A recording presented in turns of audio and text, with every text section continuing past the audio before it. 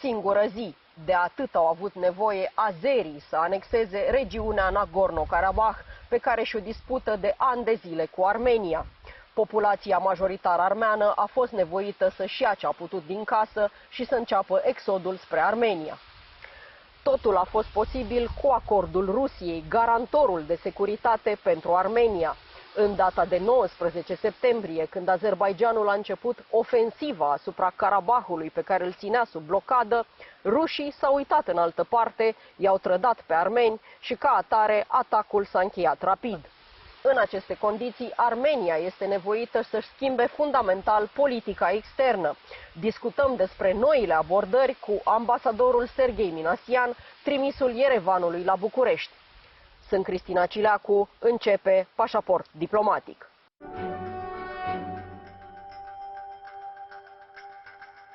Sergei Naryshkin, ambassador of Armenia in Romania, welcome for the last time in this capacity to diplomatic passport. Your mission here is ending.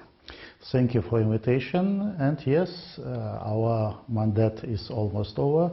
But anyway, it's always a pleasure to talk with you about some features of our diplomatic work and life here in Romania. A single day of war in this year, we witness how Azerbaijan was able to take the region of Nagorno-Karabah in one single day, and Russia, that used to be the security guarantor for Armenia, did nothing. How is seen Russia now in your country? Please let me try to describe a bit in more details situation what's happened in Nagorno-Karabakh in September, because before the 19 September's launch of attack by Azerbaijan, before that, since the December, for more than 9 months, Nagorno-Karabakh was blocked. The only land corridor that was linked Nagorno-Karabakh with external world, it was closed. Then, of course, because of that and because of the fact that the Russian peacekeeper operation or peacekeeper forces, they were not able to fulfill their duties, neither before military operation by opening the corridor, nor during the 2 days operation. Of course, it created a lot of questions. Why Russians they didn't use all the capacities they had both as a guarantor but also as an important policy actor in our region. Anyway, this is not the first time that we are facing with such kind of situation. I would like also to remind the position of Russia and also Russian-led CST organization during the previous military attacks and incursion of Azerbaijani army on the sovereign territory of Armenia in 2021, 22, and also during some military skirmishes this year. Of course, all this situation it's create serious questions, and our government many times invited attention of our partners in Moscow, but also in some other post-Soviet capitals, members of CSTO, about all this behavior. Anyway, we have now this situation. We know that the military operation in Nagorno-Karabakh by Azerbaijan, it actually, the result of this military operation, it was an ethnic cleansing of Armenians in this region, as it was, by the way, for example, clearly described by the latest resolution of the European Parliament, which says also that this ethnic cleansing were accompanied by atrocities and military crimes. However, now we have a situation when Armenians in Nagorno-Karabakh, maybe the first time for the last centuries or 1,000 years, actually they almost left this territory. And we have a completely new security situation in Armenia, in Nagorno-Karabakh, but also in general in the South Caucasus. So what happens now with the population that left Nagorno-Karabakh? You know, more than 100,000 of refugees from Nagorno-Karabakh. Now they established in Armenia in various regions of Republic of Armenia, as well as in the capital. It was a really very challenging period, not only for the population of Nagorno-Karabakh, but also for the Armenian state and Armenian society. It was very difficult in very shortcoming period to help population of this region. We also appreciate a lot position and support of many EU countries, and Romania, by the way, was one of the first EU member countries that provided humanitarian help. More than 7 airplanes from Romanian Air Forces.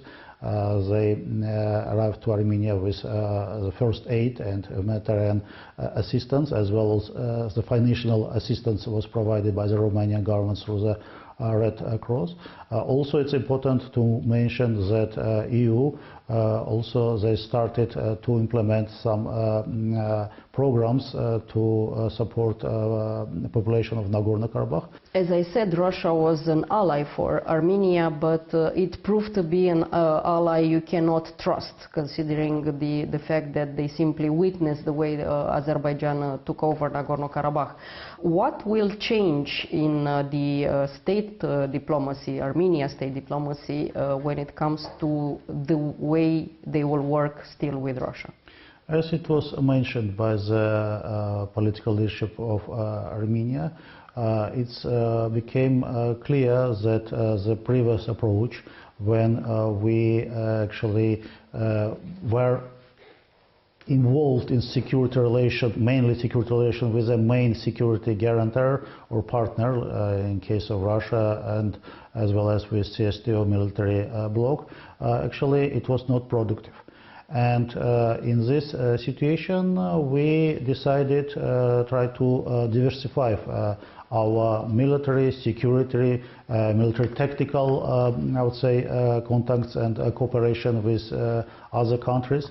And in this sense, I should mention, for example, India, that becomes one of the main suppliers of arms and ammunition to Armenia. We are now on the way to establishing more robust military tactical cooperation also with France, one of the leading world arms producers, and also a country that has some special historical record of political cooperation and support of Armenia. But we also trying to intensify our relation with a multilateral format. Traditionally, we had quite a good record of cooperation with NATO, even taking into account the fact that Turkey, the main Azerbaijani ally in region, is also a NATO member country. And last but not least, the region, very complex region, when we also are trying to intensify our relations, including also in the security sphere, from Iran to the Arabic world. Armenia is still somehow dependent to Russia when it comes, for instance, for energy or for transportation.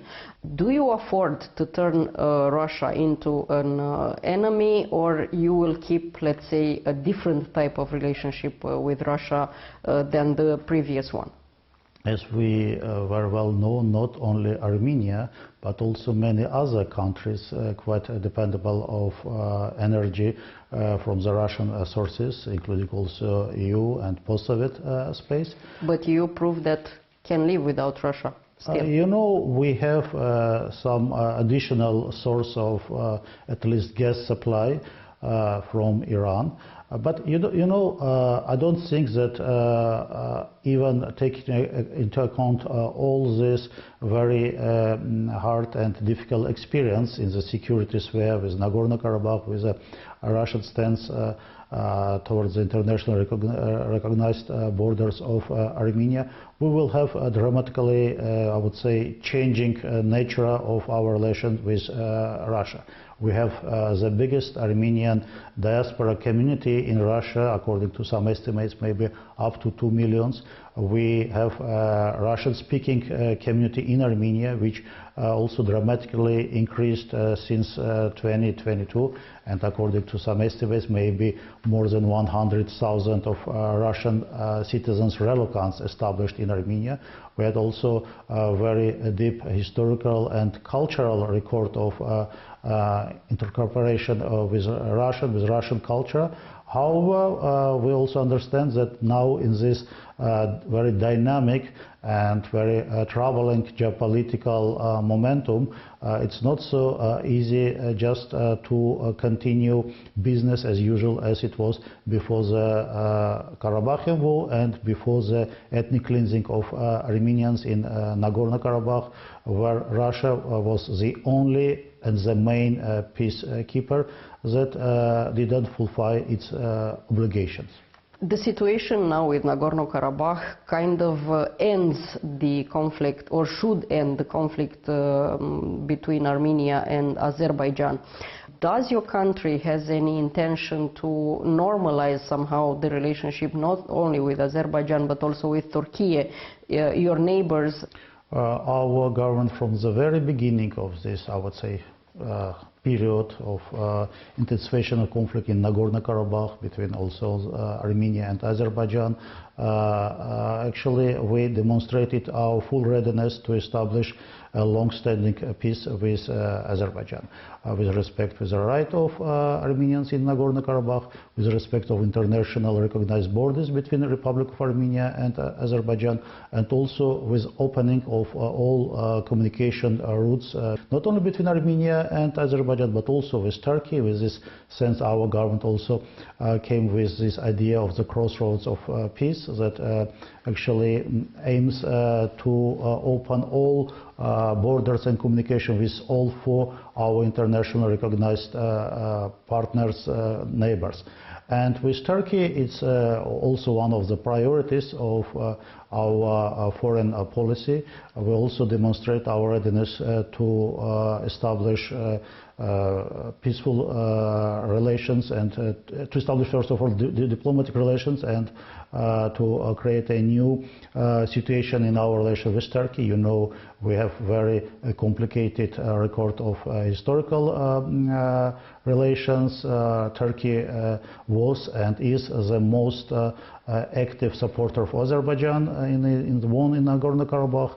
However, recently we also demonstrated quite a positive dynamic in our relations, and in this sense I would like to remind the initiative of the Armenian government to send the humanitarian aid to Turkey after the devastating earthquake in February of this year. Our Minister of Foreign Affairs, he visited Ankara, and also he visited earthquake affected regions in Turkey when our rescue team was working, and for the first time for the last 30 years the land border between Armenia and Turkey was opened, and the Armenian humanitarian aid was sent to the victims of earthquakes. And in case of Azerbaijan, does President Aliyev seem eager to open this new relationship with Armenia? Diplomatic words, they already actually statements they came from Baku, but the reality is a bit different. In contrast of our readiness that was also supported by Washington, by Brussels, by many other our international partners to accelerate the signing of the peace treaty between Armenia and Azerbaijan. We see that Azerbaijan comes with more and more maximalist position, coming with some new preconditions. However, we demonstrated our readiness to continue this way to full normalization and establishing a lasting peace and stability in South Caucasus. What the role of the West will be in Armenia now that, let's say, at the level of the public at least, Russia is no longer quite an ally? First of all, in talking about the EU position or EU involvement, also in supporting Armenia to actually face with facing challenges. First of all, in this sense, I should mention the decision to establish a EU civil monitoring mission on the border between Armenia and Azerbaijan. And this stands also, the Romanian position was, I would say, very, very important, having some experience of participation in the same time missions on other post-Soviet space countries. Another important element of the EU involvement is also actually political and financial support for Armenia, with refugee issues, with modernization of our security sector, and also the continuing support of reformation of our state structure, processes of democratization and economic development. In this sense, we can see that EU becomes more and more active in Armenia, and one of the latest, I would say, signals, positive signals that we are reaching from the Brussels, also the possible decision of visa liberalization regime for the citizens of Armenia. Of course, it's not a short process. It needs some kind of additional steps, both from Armenia and also from EU member countries. But we see the changing approach from the Brussels and also from the important and active EU member countries toward Armenia, taking into account this enormous readiness of Armenian government and Armenian society to go further with a more democratic oriented agenda, with our readiness and eagerness to deepen reformation of our public and state structures, and also, last but not least, the most important one, our readiness to establish a long-standing peace and stability in the region.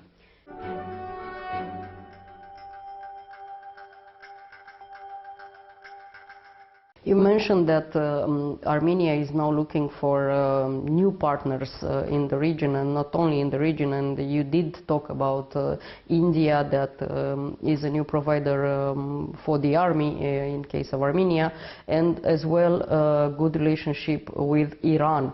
But in this equation, where is China? We have, and we will have good relation also with China. We had also even quite an impressive record of military tactical cooperation with China, as well as many other important countries. It's understandable that China also has some special interest in our region, and we have one of the biggest Chinese embassies in the region that was built quite recently, which also, I think, some kind of indication of the growing interest of China to Armenia, but in general to the region of the South Caucasus, which has also a very important communication meaning for China in its global policy on the big Eurasia space. Do you think that China can replace Russia in terms of everything Russia is supposed to do for your country? You know, I think after all these events that happened recently in our region, the general approach of our military political leadership, not actually to constrain only in one, even if it's a very, I would say, big power. big, or it has a big capacity partner, but try to diversify our partnership with various partners from the different geopolitical or ideological blocks, because now in this world that becomes, I would say, from in a sense of geopolitics more black and white, it's more important to diversify your sources of security and support. I said in the beginning of our interview that the mission you had here in Romania is ending, so I have to ask you what happened in the last 6 years with the relationship with Romania?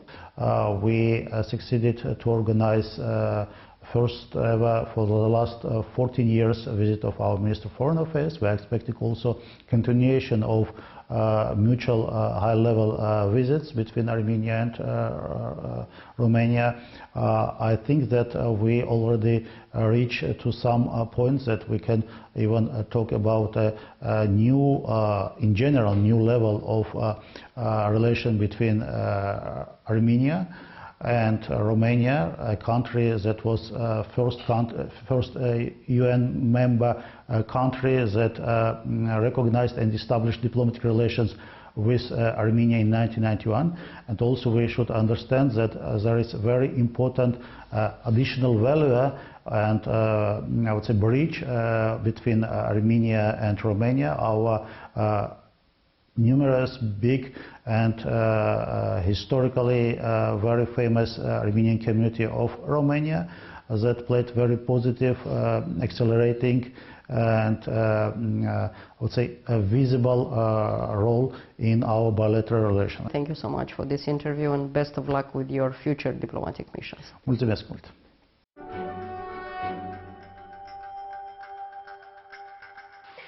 Atât pentru astăzi, dar rămânem în continuare online pe pagina de Facebook a emisiunii și pe contul nostru de X. Revenim cu subiecte noi din lumea diplomației și a politicii externe, vinerea viitoare de la 11:30 și reluare sâmbătă după miezul nopții. La revedere!